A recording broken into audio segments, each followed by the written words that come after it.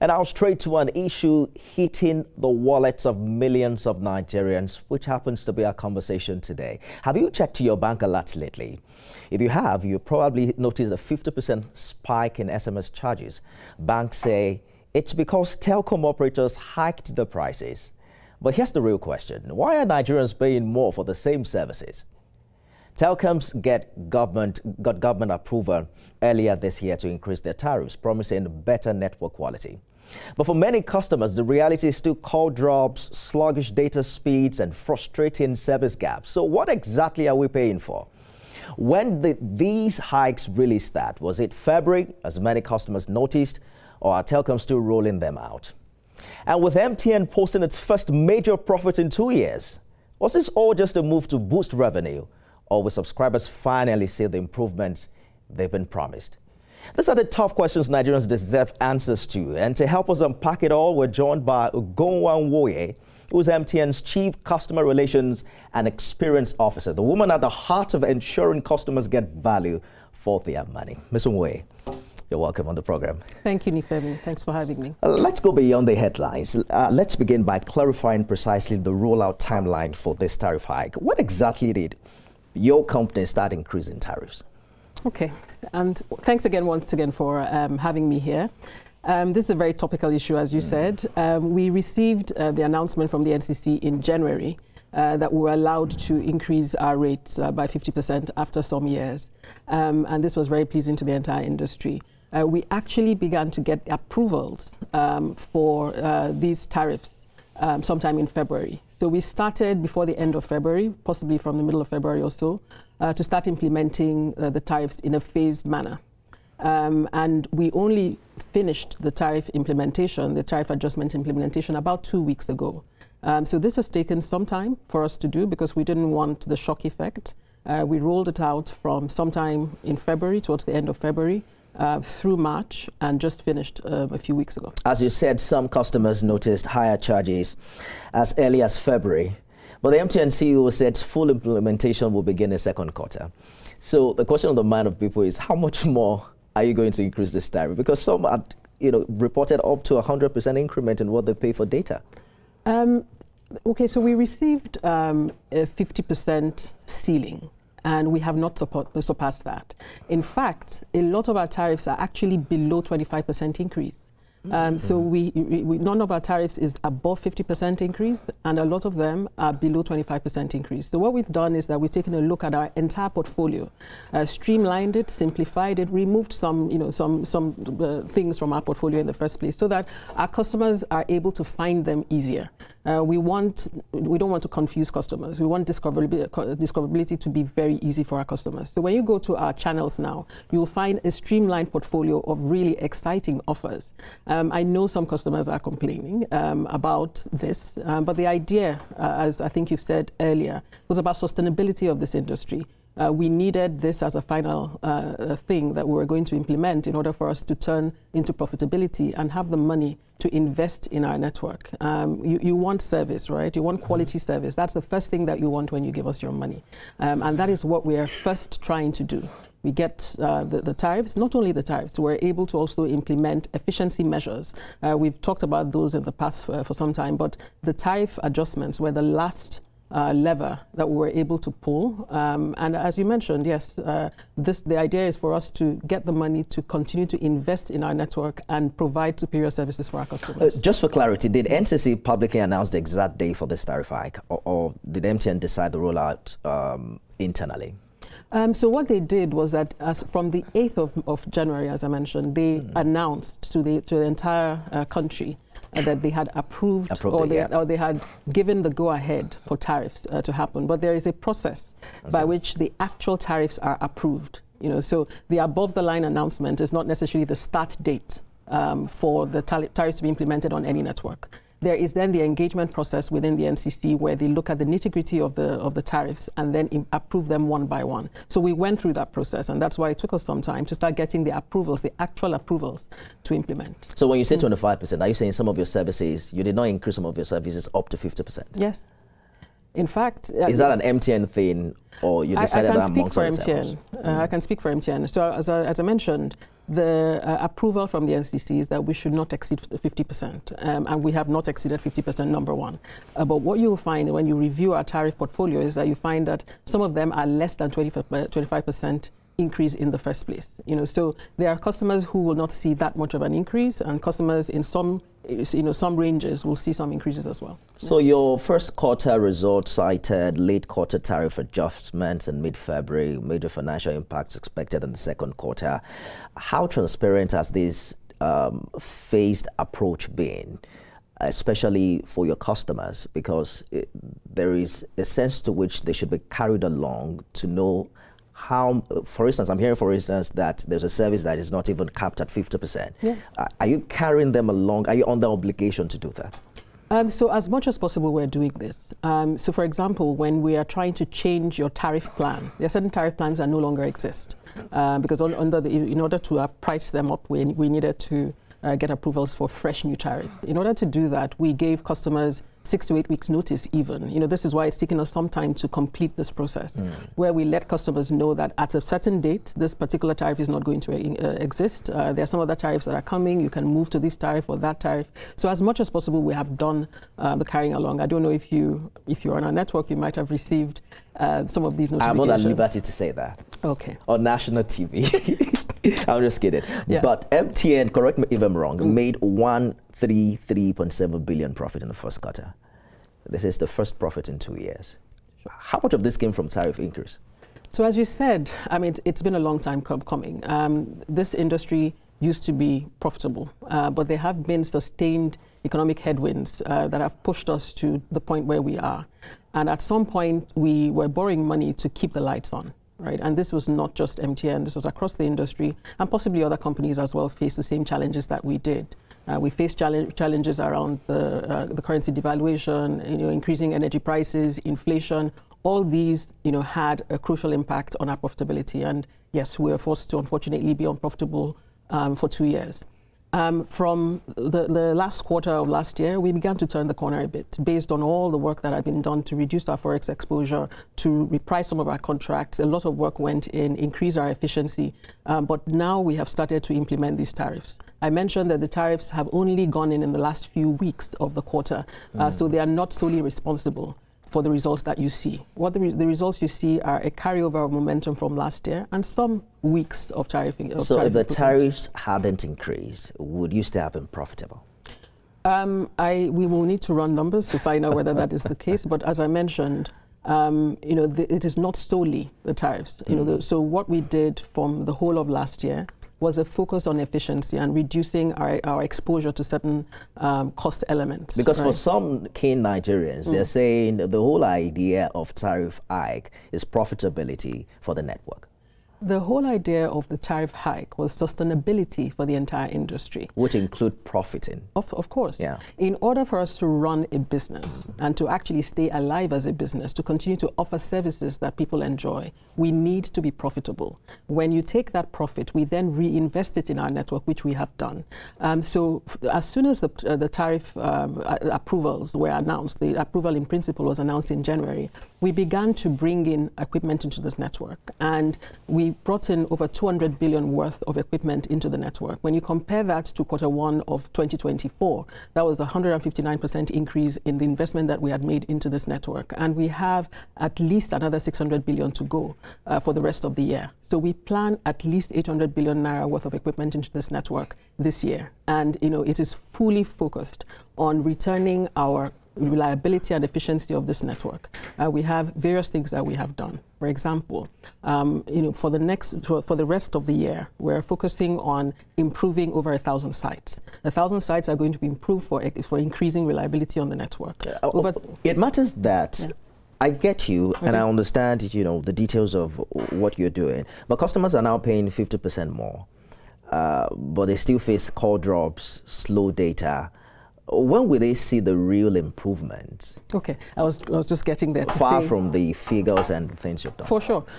So we have brought in equipment and will continue to bring in equipment. It takes some time, unfortunately, to build a road, for example. So to build fiber, takes time to install equipment, to get land, to lease, to put sites, to the thousands of transmission links. We're going to expand over 2,000 microwave transmission links. In order to do those things, it actually takes a bit of time. What we expect is that in the second half of this year, we'll begin to see those improvements. And we're doing every single thing possible. We have actually changed some of our operating model simply to make this faster, because we actually know, our regulator is fully behind, pushing to make sure that we justify this investment, these increases that we have received. What should have come first, these investments or the tariff hike? Given that it was about the mathematical possibility even, right? If we borrow money to keep lights on, it's actually difficult to continue to borrow money to then, be improving the network. We really, really needed, I think our CEO made it so clear that we were practically on life support. We really needed money to flow into our networks in order to build out the networks. We have cases of increasing demand in certain areas of our network. The rural areas, in different parts of our network, we have a lot of demand that is increasing. In order for us to sustain that, to actually satisfy that demand in a good way, not to satisfy it with call drops and slow data and things like that, but to satisfy it to the standard that is required by the industry, by the regulator, and by our customers. You need money. That money, is coming now. We have now been able to take investment cases and say, this is what this country looks like now. There are people who are already beginning to say to us, you are not even able, being able to adjust your tariffs is a reflection of a functioning, industry, but we're not able to do that for quite some time. Now we're able to do that, and you're going to begin to see some of that impact from the second half of this year. Sorry. Well, Nigerians are counting on that. I'm also curious to know whether or not more Nigerians subscribe these days, post-tariff hike compared to what your numbers were before. But we'll talk about that right after this break. Stay with us, everyone. Don't go away.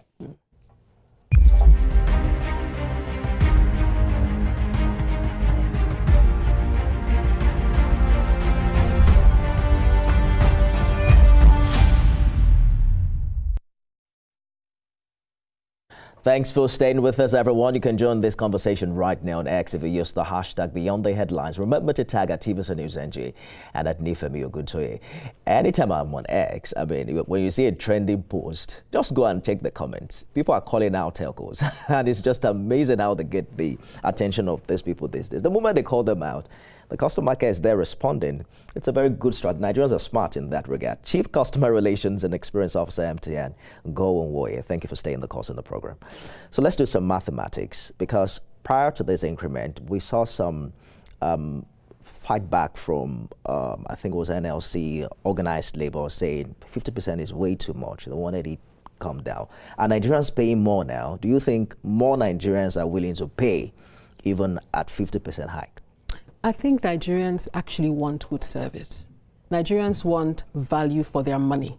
There's a lot of value that telecoms brings. And it's clear, it has been clear for the past 20-something years in this country, that to improve the quality of our lives and to improve the quality of our businesses, I'm not talking about the MTN business, but the business, for example, that TVC runs or various other companies run, telco is essential. In order for us to, as a country, continue to grow, continue to expand digitally, we're trying to do a digital transformation of the entire country. Telco is, you cannot do it without telco. It's not because, we're not trying to blow a horn or toot our horn or anything. It's really about the inputs that are required to get the economy running. So I think the first thing on our customers' minds is provide the service that you have promised. Provide it at high, extremely high reliability, and we will be happy with you first. And then they will ask other questions like, what promotions do you have for us, for example? What freebies and bundles do you have for us? In order for us to provide that on a network without congestion, we need to actually expand these networks. We need to actually keep the network running. We need to make sure that the power is on everywhere. You know what I mean? So there's a bit of a chicken and egg when you say, should you provide the services without the investment? It's difficult for you to scale and provide services to millions of customers. But now that you have the increments, you understand the impatience of Nigerians to see the quality of service match up with what they pay. Banks justify the 50% SMF fee hike by citing this tariff increase. But the interesting part is that your pricing decision now directly dictates costs across other critical industries like banking. Should Nigerians worry that your market pie is becoming a ripple effect on their everyday expenses? I don't think that we should be worried. I mean, first of all, telco did not increase tariffs for years. So telco has remained steady.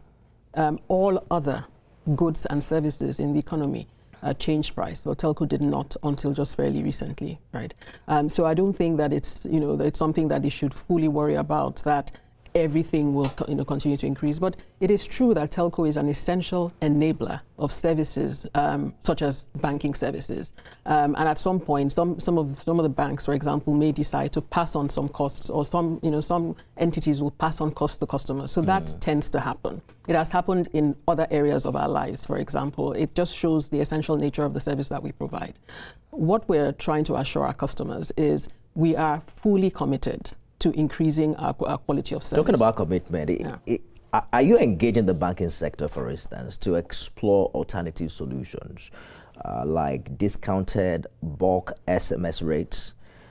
These days there are digital notifications just to mitigate the burden on customers. Or is this purely a past the cost scenario? Because that's exactly what's playing out. How do we get exactly 50% what you are charging for what is supposed to be a service that almost every banker or everyone who is registered with the bank is using? It's we're supposed to have a reduced effect if the numbers have increased in the area of service. I'm sure we will look into every scenario to make lives easier.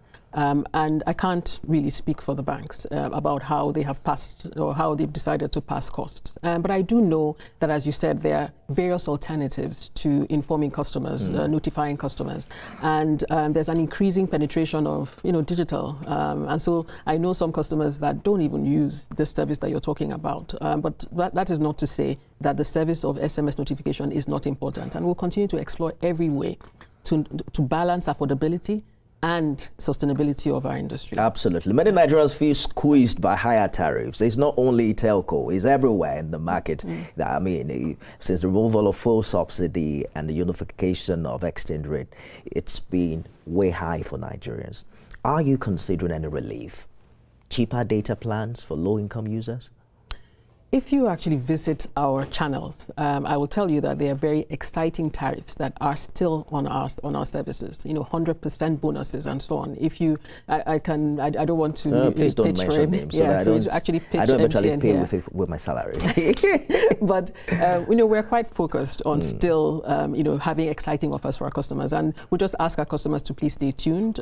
Visit our channels. There are various USSD channels, our apps, and so on, where they will find offers that are built just for them. We're focusing a lot on personalized offers for our customers so that they discover services, things that are priced with them in mind. There's a big challenge of getting value for your money. And I remember we were at an occasion earlier where somebody said, I think it was a journalist who said, it feels like these telcos have a straw that is sapping my data. And every Nigerian, every true Nigerian feels like that they pay, they subscribe for a data service, and before they can blink their eye, it's exhausted. How do you explain this? Because some feel like maybe there are some costs that are not actually disclosed from the telcos. I mean, this is something that we have paid close attention to all the way from last year. We have worked with our regulator to do, various educational programs for our customers to let them know the various applications that may be on their phones and on their devices that use different types of data. So we started running those campaigns, I believe it was in the first half of last year, sustained campaigns across the entire industry. We've done other things also in MTN. In order for us to be sure ourselves that everything was fine, we actually brought in one of the big four consulting firms to take a look. We took our hands off our systems and gave them free access to check and audit our systems. They audited millions of our records. And what was the result? We have nothing. That in fact, I think they found cases where we were undercharging at the time.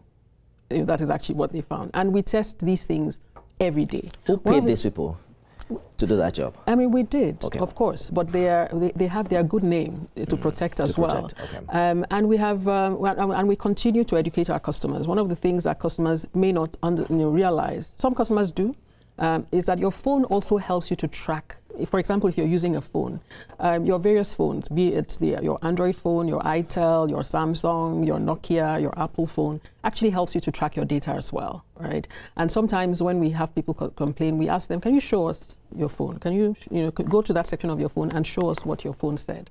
And sometimes they're surprised. Sometimes they kind of know, but the thing is, I really want to fly, I don't want to pay. Some feel like data is not data everywhere we go. Okay. That outside the country, in developed climes, they have more value for, for instance, 1 gig. Is it the same thing across board? 1 gig, of course, is... And what do you think is responsible for, because it's the same phone, it's the same applications that are running, right? I mean, 1 gig is 1 gig everywhere. One of the differences to the abroad, as we say, is that people are constantly connected to Wi-Fi. Because I work a lot in a Wi-Fi environment, may not see a lot of use on my phone. But once I disconnect my phone, my handset from a Wi-Fi environment, I begin to see what the customers are saying, because I use a lot of video. If I were in the office, I'll probably be streaming this program. And I could stream it on Wi-Fi, but I could also stream it on the mobile network. Now, it's really convenient to use your phone. And people don't always know that, simply looking at the statuses of your friends on Facebook is not a mental activity. It's actually an activity that it's a data-driven activity. If your friends are putting videos out, those videos actually are going to go from somewhere. They're not magically appearing. All right. Good place to live it. Chief Customer Relations and Experience Officer MTN, Gowan Woye.